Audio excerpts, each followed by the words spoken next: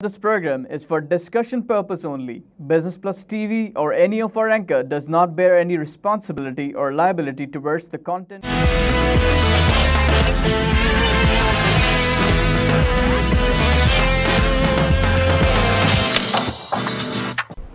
नाज़रीन, welcome to business today. मैं हूं अली नासिर। जिन मौज़ूआत के ऊपर हम रोज़ाना की बुनियादों में बात करते हैं, बिज़नेस, इकोनॉमिक्स, फ़ाइनेंस, मुकामी और बैनुल-अक़वामी मंडियाँ और ख़ास तौर पे अखबारों की शह सुर्खियों पर मुख्तसर तज्ज़िये, कुछ सोशियो पॉलिटिकल इकोनॉमिक इश्यूज़ जो हैं उनको भी हम डिस्कस कर लेते हैं, जो कि असरअंदाज हो सकते हैं आपकी रोज़ाना ज़िंदगी पर। अब तारुफ़ कराता चलूँ, आज मेहमान और मेज़बान के किरदार में होंगे जनाब फ़हीमुज़्ज़मा साहब, जो कि एफ़मा के नुमाइंदे हैं हमारे ख़ित्ते में। वेलकम करूँगा आपको शो में। अस्सलाम वालेकुम, बिस्मिल्लाहिर्रहमानिर्रहीम। And very good morning to everyone. और प्लेजर, अच्छा फुल एनर्जेटिक और एनर्जी से भरी आपने जो है वो लोगों को गुड मॉर्निंग बोल दी। मेरे ख़्याल अच्छी मॉर्निंग गुजरेगी लोगों की। दूसरी तरफ आपको बताता चलूँ कि गैर मुतवक्का तो मैं नहीं कहूँगा, लेकिन मार्केट में 285 पॉइंट्स का हमने इजाफा देखा है। इसमें बाइंग इन सीमेंट, बैंकिंग स्टॉक्स जो हैं वो एक्सटेंड कर गई गेंस। पता नहीं सीमेंट और बैंकिंग स्टॉक्स के अंदर क्यों गेन हो गया। खैर, इस बारे में हम बात करेंगे with the prevalent interest rates. I guess के स्प्रेड तो हमारा वैसे ही बड़ा वाइड होता है, तो वो तो हमारे बैंकों के और फाइनेंशियल इदारे जो हैं उनकी पाँचों उंगलियां घी में और सर कढ़ाई में। लेकिन बैंकिंग और सीमेंट जो है ना, ये मेरे अंदाज़े में, माजरत के सज़रा हाथ जोड़ के, क्योंकि पोर्टफोलियो मैनेजमेंट ज़रा पढ़ाता हूँ, बल्कि आप ऐसे समझ लें कि पढ़ता हूँ, बात यह है कि ये प्रोपोर्शनल नहीं हो सकते, क्योंकि वो हाईली लेवरेज्ड इंडस्ट्री है, ये बैंकिंग ऑपोजिट है। तो कुछ समझ नहीं आई, या वैसे भी मैंने तो अपनी फाइनेंस की किताबें वैसे ही रद्दी में भेज दी हैं, तो क्या फ़ायदा इस तरह की फजूल बातें करने का। लेकिन सही बात यह है कि बैंकिंग और सीमेंट, अगर सीमेंट इंडस्ट्री पाकिस्तान की दी जाए तो वो हाईली लेवरेज्ड है, दूसरी तरफ बैंकिंग है। तो जब पोर्टफोलियो पढ़ाते हैं तो दो सेक्टर्स जो होते हैं वो एक दूसरे के साथ या तो एक साथ चल रहे होते हैं या एक दूसरे के साथ जो है प्रोपोर्शनल नहीं होते। इस सूरत में तो मुझे ऐसा नहीं लगता, लेकिन पाकिस्तान के अंदर कौन सी ऐसी चीज़ है जो कि लॉजिक के हिसाब से होती है। खैर, एनीवे सर, आपको मुबारक देता हूँ। अब नई टैक्सी सर्विस जो दुनिया भर में चल रही है, पाकिस्तान के अंदर भी तशरीफ़ ला चुकी है। खैर, ये पता नहीं कारकर्दगी कैसी होगी, मुस्तकबिल में पता लगेगा। आपसे मैं चाहूँगा कि थोड़ा तकनीक और जदीद टेक्नोलॉजी के मुतालिक पाकिस्तानियों को, हमारे प्यारे पाकिस्तानियों को, हमारे पूरे पाकिस्तान को बताइएगा। मैंने सुना है कि मरीख पे जाने के लिए तैयारी हो चुकी है। चीन ने क्वांटम कम्युनिकेशन सैटेलाइट लॉन्च कर दी है, लेकिन पाकिस्तान में नल में पानी नहीं आ रहा। मसला ये है, हमारे संजीदा मसले ये हैं। माजरत के साथ ये हमारे मसले मसाइल हैं। ज़रा बताइएगा नाजरीन को कि दुनिया कहाँ पहुँच गई, हम कहाँ रह गए। पहले तो मैं ज़रा सा अपने हुलिये का हाल है बता दूँ कि दुनिया, अच्छा, माजरत, आपको चंद लम्हात के लिए मैं रोकूंगा। मैं आपसे आपके हुलिये के मुतालिक भी पूछूंगा, लेकिन मुझे कुछ मज़ीद तमहीद बांधनी, कुछ चीज़ें हैं लुक में आपके लिए तैयार करने हैं, कुछ लुक में वगैरह हैं वो तैयार करने हैं।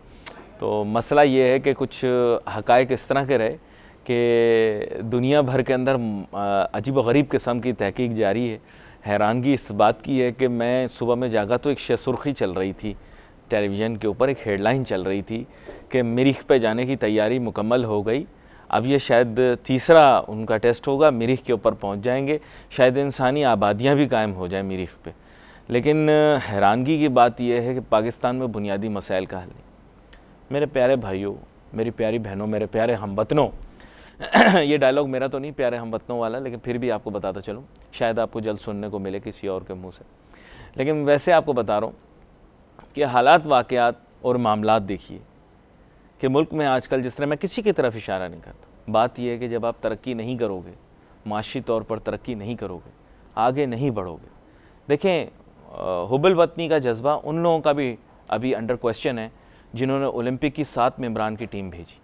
मेरे ख्याल से मैं हूँ तो सबसे पहले उनके मुहब्बे वतन होने पर सवाल उठाऊँ, उस 7 मेंबर की टीम पे नहीं। वो तो बेचारे हमारे मुल्क के लिए खेलने के लिए गए हैं, नहीं जीते कोई बात नहीं, खेल में जो है हार जीत होती रहती है। लेकिन ज़िम्मेदार अभी इस वक्त वो हैं जो कि ओलंपिक के कमेटी के मामलात को देखते हैं। खैर, एनीवे, इस चीज़ को छोड़ें। हमारे मुल्क के अंदर सिर्फ सतही बातें होती हैं, सच्चाई कोई कुरेदता नहीं। बड़ी बड़ी बातें हुई हैं इस मुल्क के अंदर। खैर, फ़हीमुज़्ज़मा साहब की जानिब दोबारा से आता हूँ। फ़हीम साहब, माजरत, आप अपने हुलिये का बता रहे थे, मैं भी कुछ अचंभे में था आपका हुलिया देखकर, लेकिन यह है कि आप बताइए जी। देखिए, हम बातें करते हैं आम आदमी की, जी जी, हम बातें करते हैं नल में पानी नहीं आ रहा, हम जी जी, बातें करते हैं कि सड़क के ऊपर बेचारा वो रुल रहा है कभी। और चलिए आपको रोक दूं, आपको रोकना पड़ेगा, माजरत, आपको रोकना पड़ेगा। हदूद व क़यूद कुछ इस तरह के हैं कि मुझे आपको रोकना पड़ेगा चंद लम्हात के लिए। मुझे छोटी सी एक ब्रेक लेनी। नाजरीन, ब्रेक के बाद वापस आते हैं, कुछ स्टॉक्स गोल्ड के मुतालिक भी बात कर लेंगे, कुछ मेरे जहन में तेल के मुतालिक भी कुछ सवालात हैं वो भी मैं पूछ लूँगा, साथ ही साथ कुछ अहम खबरें भी हैं जिनके मुतालिक बात करनी है। तो let's take a short break.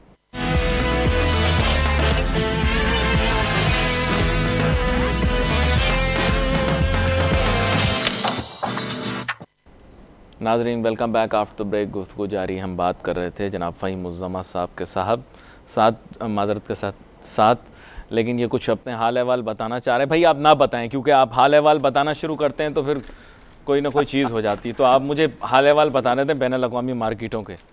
अच्छा, सबसे पहले बोलते रहे। इसके साथ साथ नहीं, मैंने नहीं बोलना, अब आपने बोलना है। European equity slide in choppy trade. इसके अलावा जनाब डॉलर जो है वो फ्लैट क्लोज हुआ है versus the rupee, and gold also prices and flat, so everything is flat, but the market somehow is going up. However, the European stocks are under pressure, and I'm sure Brexit will set in after a short period of time. मेरा ऐसा ख्याल है कि मुस्बत कोई उसका नतीजा नहीं निकलेगा, हम चाहे कितना कह लें। उसकी वजह ये है कि बहुत सारे मामलात मसाइल हैं। इकोनॉमिक और मॉनेटरी यूनियन अगर टूटेगी, आज नहीं टूटेगी, 2 साल के बाद टूटेगी, 3 साल के बाद सिलसिला बनेगा, जो भी होगा, लेकिन उसके असरात हमें मुरतब होता दिखाई देंगे। जी, मार्केट के बारे में आपके थोड़े से व्यूज़ ज़रा बताइएगा, क्योंकि काश कोई मुझे समझाता, मेरी समझ में कुछ नहीं आता भी। देखिए, इकॉनमी की जो सूरत हाल है वो तो आपके सामने ही है कि पाकिस्तान आबादी के हिसाब से 6ठा बड़ा मुल्क है। कराची आबादी के हिसाब से 7वां दुनिया का सबसे बड़ा शहर है। 7वां दुनिया का सबसे बड़ा शहर है। शंघाई हमसे छोटा है, शंघाई, हाँ, कराची से छोटा है। कराची का हाल ये है कि कराची के अंदर जो हाउस होल्ड कंजम्पशन है, कि लोगों का जो स्पेंडिंग है, लोगों का जो अखराजात होते हैं या ख़र्च होता है, सिर्फ कराची के वो 38 बिलियन डॉलर है जी, 38 बिलियन डॉलर जी जी। और जो कंजम्पशन बढ़ा था तमाम दुनिया के शहरों का, उसके अंदर सिर्फ पिछले 1 साल के अंदर कराची के अंदर 4.25 बिलियन डॉलर का इजाफा हुआ है, जो कि अगर रैंकिंग देखें दुनिया के तमाम बड़े शहरों के हिसाब से वो 70वें नंबर पे हैं, 17 नंबर के ऊपर। अच्छा अच्छा।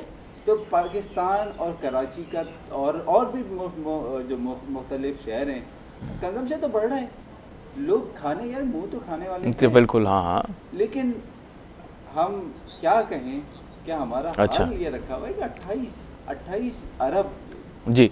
अच्छा, मैं फिर आप फिर से आपको ज़रा कुछ लम्हात के लिए रोकूंगा। बात आपने कराची शहर की और बड़ी अहम बात की आपने। कराची शहर के बहुत सारे मसले मसाइल हैं, बड़े संगीन किस्म के मसले मसाइल हैं, जिनके बारे में सियासी बात नहीं मैं कर रहा बिल्कुल भी। आपको पता है कि मैंने ख़ुद के ऊपर कतज़न पाबंदी लगाई हुई है कि MMM के मुतालिक मैं कोई बात नहीं करूँगा। तो कराची शहर के जो मसाइल हैं उसके अंदर जैसे ये बयान कर रहे थे, कंजम्पशन तो बढ़ेगी, खाने पीने वाले लोग बहुत हैं। अच्छा, अमूमन प्रोग्राम देखने वाले लोग जो है ना वो खाते पीते लोग होते हैं, अपर मिडिल क्लास या फिर अपर क्लास के लोग होते हैं, मिनिस्टर होते हैं, MP होते हैं, मैंने होते हैं, मुझे पैगामात भी आ रहे होते हैं, साथ साथ ताजिर सनतकार बिरादरी की भी बड़े अहम शख्सियात जो हैं प्रोग्राम देख रही होती हैं।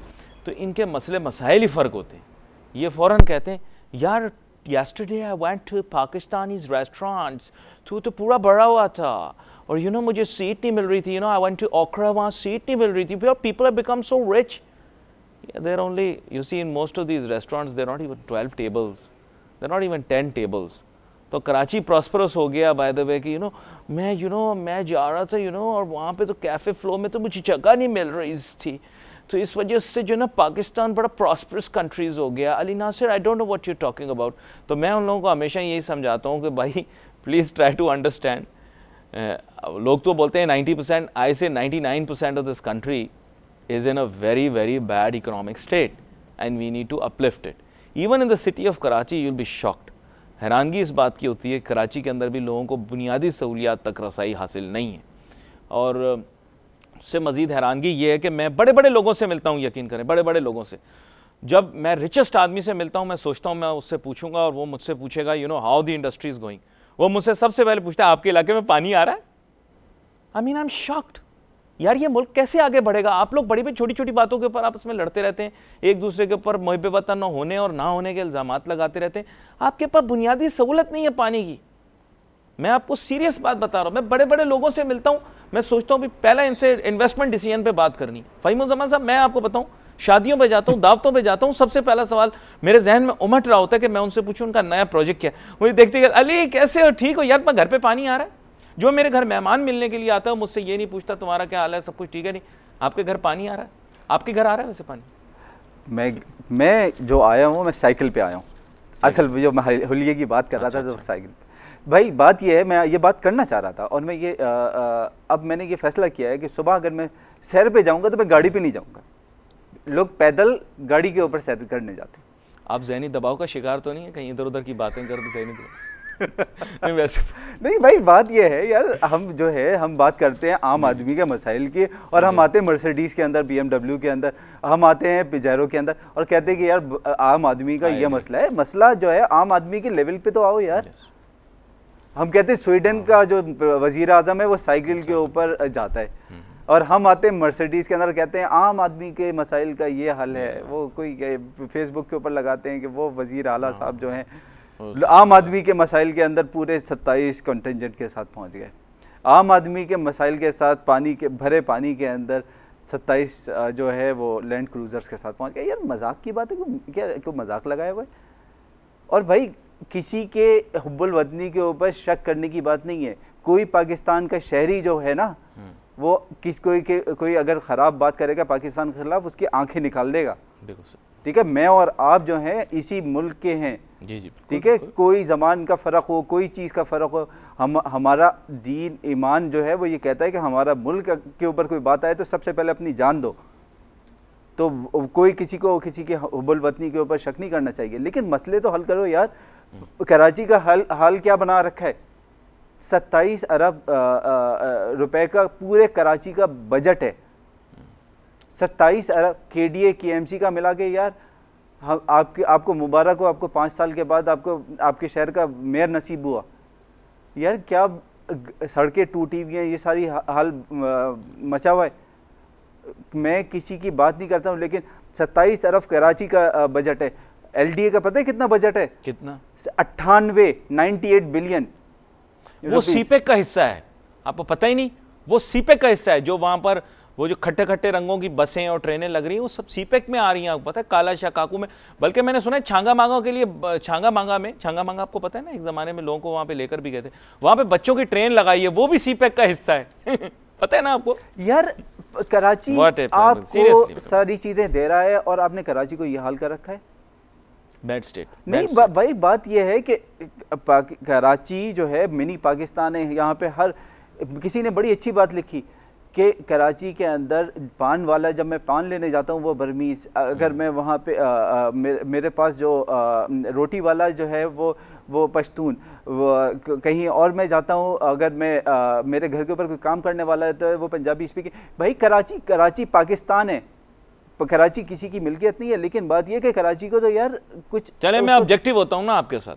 आप ये मुझे बताएं, शहर में सॉलिड वेस्ट मैनेजमेंट का सिस्टम, मास ट्रांजिट का सिस्टम, मैं ये कहता हूँ सूएज मैनेजमेंट का सिस्टम, वाटर सप्लाई का सिस्टम, सब कुछ निगलेक्टेड। मैं अब और चीज़ों की तरफ नहीं जा रहा, लेकिन बुनियादी सहूलियात, इवन इलेक्ट्रिक सप्लाई का जो ट्रांसमिशन का सिस्टम है या जो आपका डिस्ट्रीब्यूशन का सिस्टम है, आई एम वेरी डाउटफुल कि अब वो इतना अपग्रेडेड है कि it can keep up with this cities affair. But let's not restricted to some utilities. आप वैसे भी देखें तो almost everything is in a broken down situation. Roads का आपने बता दिया, तो how do we solve this? In other cities they have amazing stuff. मसला ये कराची अपने बलबूते पे चल रहा है। लोग शहरी जो है ना वही चला रहे हैं। आपके जितनी एम्बुलेंसेज हैं, अब्दुल सत्तार ईदी साहब ने ये चीज़ साबित करके दिखा दी कि अगर किसी की मदद करनी हो तो किसी का इंतज़ार नहीं करो। और कितने फलाही इदारे कराची के अंदर काम कर रहे हैं और पूरे पाकिस्तान के अंदर काम कर रहे हैं। इसका मतलब ये नहीं है कि मैं कह रहा हूँ कि कहीं और कोई ख़राब काम हो रहा है, पूरा पाकिस्तान मेरा है, पूरे पाकिस्तान में काम और पूरे कराची पूरे पाकिस्तान का है। लेकिन बात ये है कि भाई आपके law and order situation Karachi के अंदर बेहतर हुई। आपने देखा कि लोग पूरा कराची जाग उठा,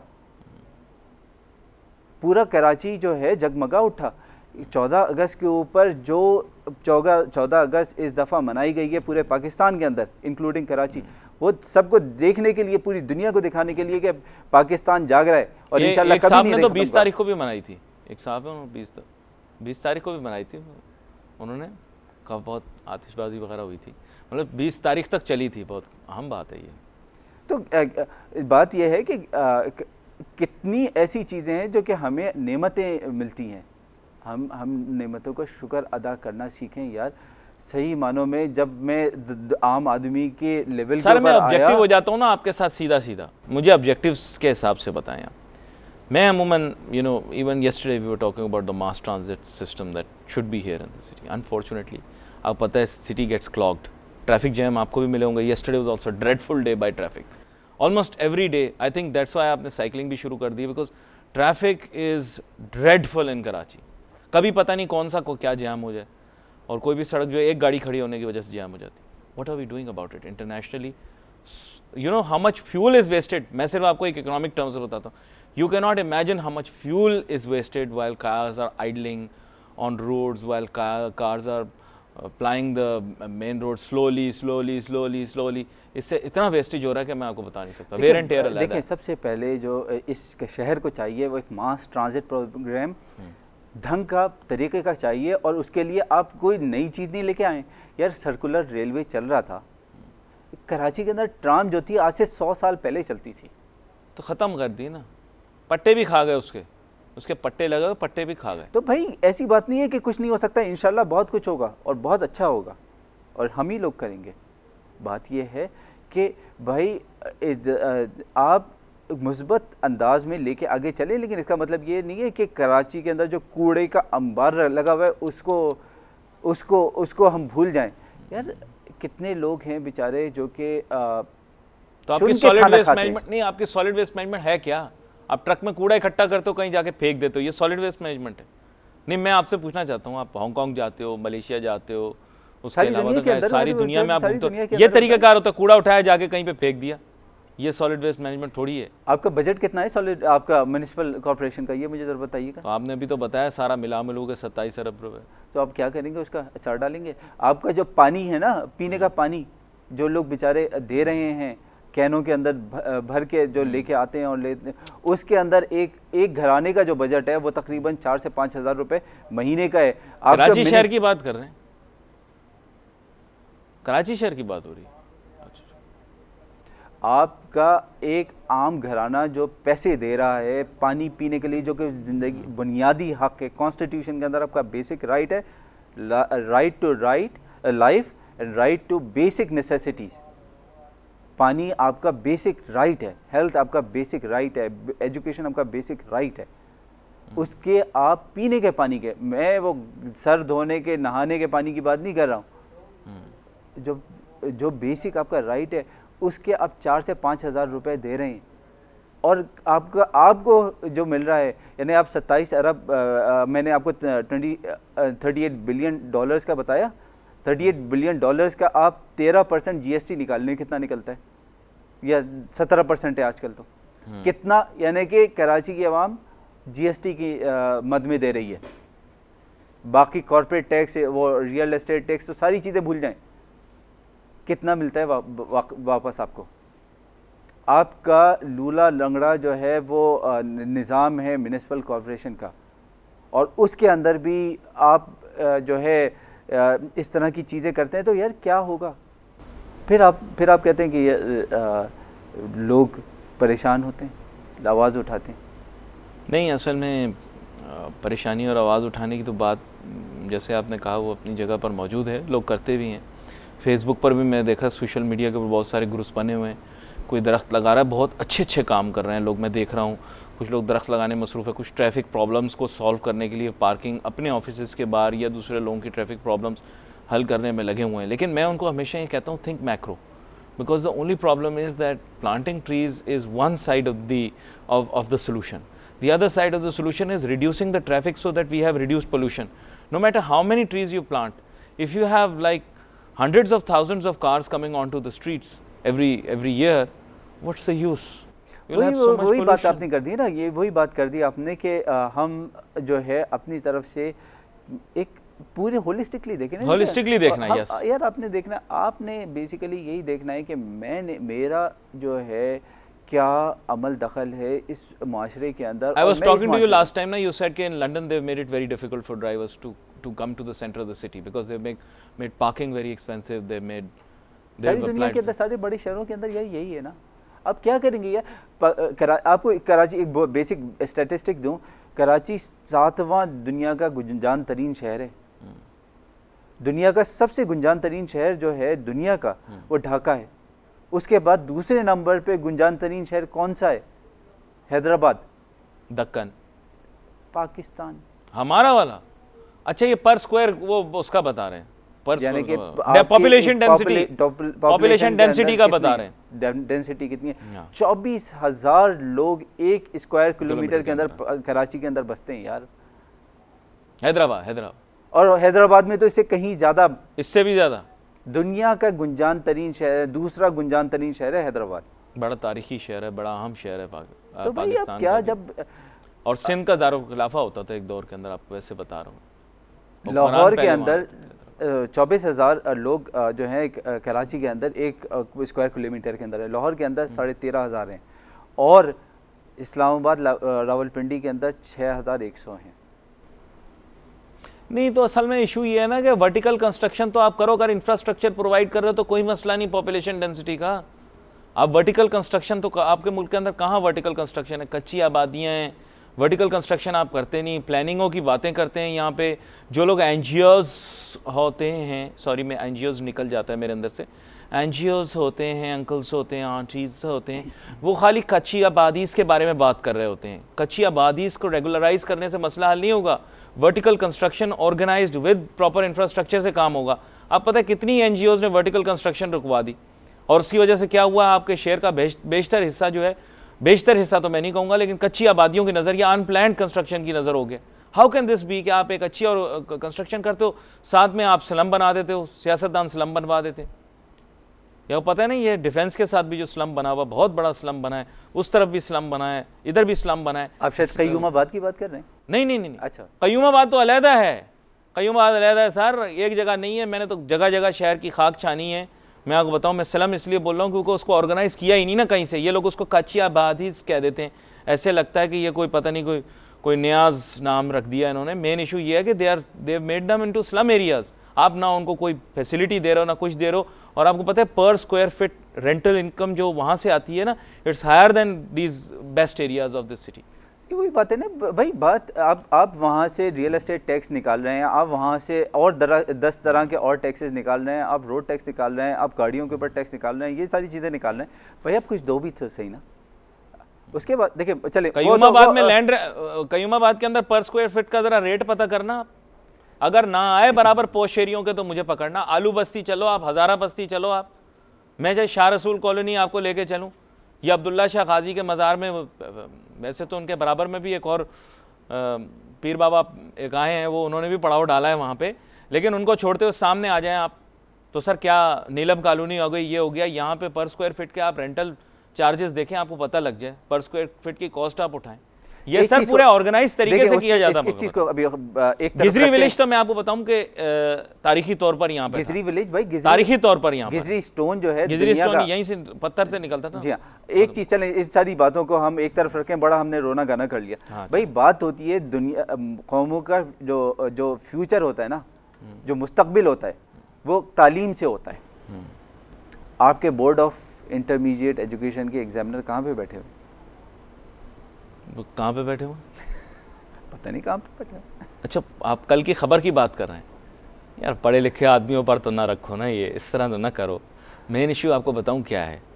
इशू ये है कि अगर पर्चे सही भी चेक हो रहे होते हैं, मैं आपको बताऊं, इंटर में मैंने नोटिस किया, मैंने पर्चे बहुत अच्छे दिए, नंबर मेरे ठीक नहीं आए। अब मैंने सोचा मैं क्या करूं, पर्चा लेने के लिए हम लोग गए और पर्चे हमने निकलवाए। अब पर्चों में नंबर थोड़े, हर आदमी को ऐसे लगता है उसके पर्चे में नंबर कम आए, मुझे भी लगा मेरे पर्चे में नंबर कम आए, जिसकी वजह से मैं डिस्करेज हो गया।